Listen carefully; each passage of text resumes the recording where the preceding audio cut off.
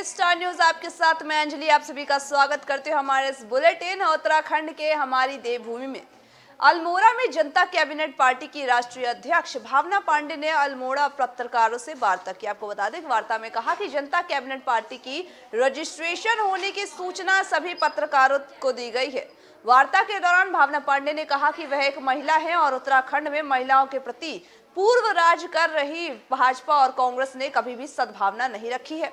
उन्होंने आगे बताया कि जनता कैबिनेट पार्टी महिलाओं के मुद्दों को लेकर के बहुत ही जागरूक है और पार्टी रजिस्टर होने तक उत्तराखंड की तमाम आशा कार्यकर्ता, भोजन माता व साथ ही आंगनवाड़ी कार्यकर्ता महिलाएं पार्टी के साथ कंधे से कंधा मिलाकर खड़ी हैं।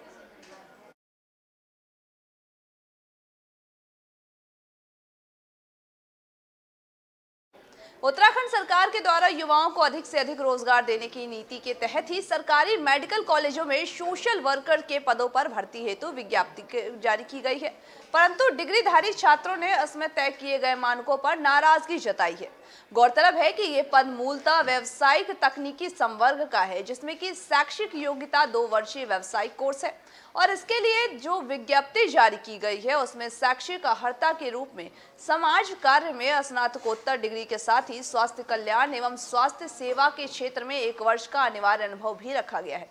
पिछले 2 वर्षों से कोरोना की महामारी के कारण ही राज्य में लॉकडाउन लगा हुआ था, जिसका असर रोजगार पर भी देखने को मिला।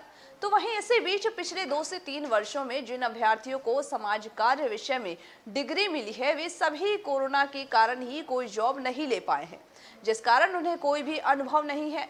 ऐसे सभी डिग्रीधारियों का कहना है कि अब इन पदों में आवेदन के लिए वे कहां से अनुभव लाएं। डिग्रीधारी बेरोजगारों ने आगे कहा कि वर्षों से स्वास्थ्य के अलावा भी डिग्री धारक अनेक सामाजिक शैक्षणिक एनजीओ के सेक्टर में भी कार्य कर रहे हैं, लेकिन फिर भी उनके पास कोई भी ऐसा प्रमाण पत्र नहीं है। ये राज्य में पहली बार ये भर्तियां निकाली गई है।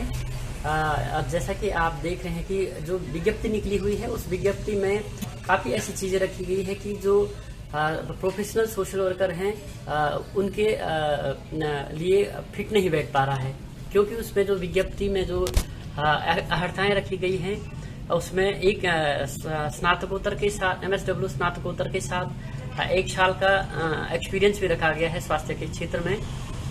जैसा कि आप देख रहे हैं कि विगत 2 से 3 साल से कोरोना का काल चल रहा है और इस बीच रोजगार स्वरोजगार कहीं किसी को मिल नहीं पा रहा है। तो आखिरकार जो बच्चा 2-3 वर्षों में डिग्री को प्राप्त किया हुआ है तो वो कहाँ से अपने लिए इस तरीके का अनुभव प्रमाण पत्र लाएगा। दूसरी बात यह है कि अन्य जो विभागों के अनुभव प्रमाण पत्र हैं उस विज्ञप्ति में साफ साफ लिखा गया है कि अन्य विभागों के जो अनुभव हैं उनको मान्य नहीं। लक्सर कोतवाली पुलिस ने खड़ंजा कुतुबपुर गांव के मकान पर दबिश देकर के स्मैक बेच रही महिला को गिरफ्तार कर लिया है, जबकि उसका पति फरार हो गया है। आपको बता दें कि महिला के पास से पुलिस ने 9 ग्राम स्मैक था, साथ ही 50,100 रुपए की नकदी भी बरामद की है। आपको बता दें कि पुलिस ने महिला को कोर्ट में पेश करने के बाद जेल भेज दिया है। वहीं एसएसपी के आदेश पर जिले भर के पुलिस इस समय मादक द्रव्यों की धरपकड़ के लिए जबरदस्त अभियान भी चला रही है। लक्सर आपको बता दें कि लक्सर कोतवाली पुलिस ने भी इसके लिए मुखबिरों को सतर्क कर रखा है।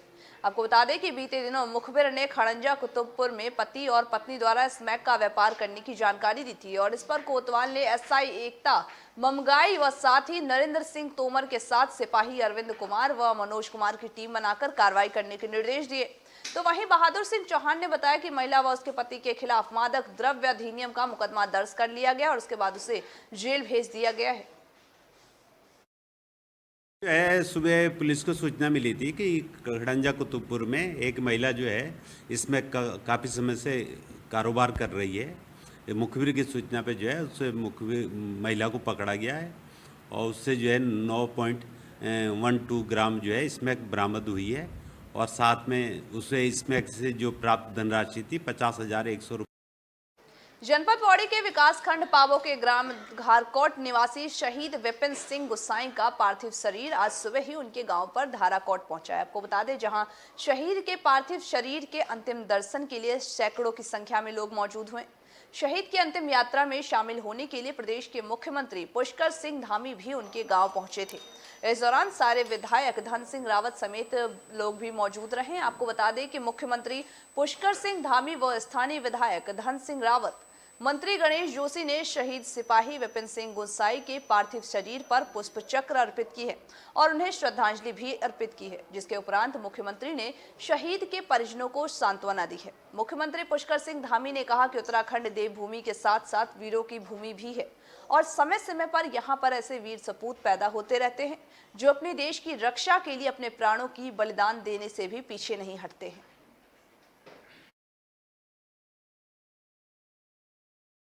रीड दिनेशपुर क्षेत्र में आपको बता दें, क्षेत्र के स्थानों में बड़े ही धूमधाम और हर्षोल्लास के साथ नवरात्रि का आयोजन किया जा रहा है। दुर्गा पूजा की शुरुआत हो चुकी है और ऐसे में यहाँ पर नवरात्रि का आयोजन 5 दिवसीय किया गया है।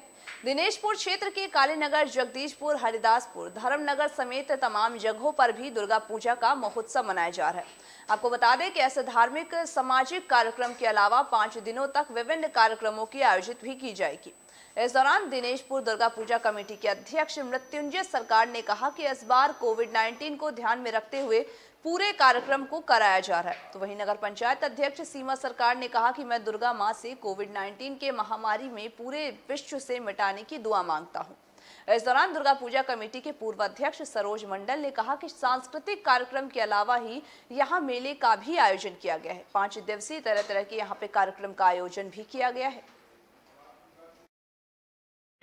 65 साल से हम इस महोत्सव को मनाते आ रहे हैं और हमें इस बार हमने पूरा कोविड को ध्यान में रखते हुए पूरी तैयारी की है और धूमधाम से हम करेंगे।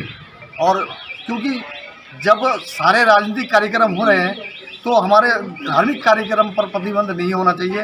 ये मैं प्रशासन से भी मांग कमेटी की ओर से करता हूँ और हम लोग पूरा दिशा निर्देशों का पालन करेंगे, लेकिन कार्यक्रम करेंगे पूजा पूरी भक्तिभाव से होगा, पूरी श्रद्धा से होगा और सारे सांस्कृतिक कार्यक्रम होंगे।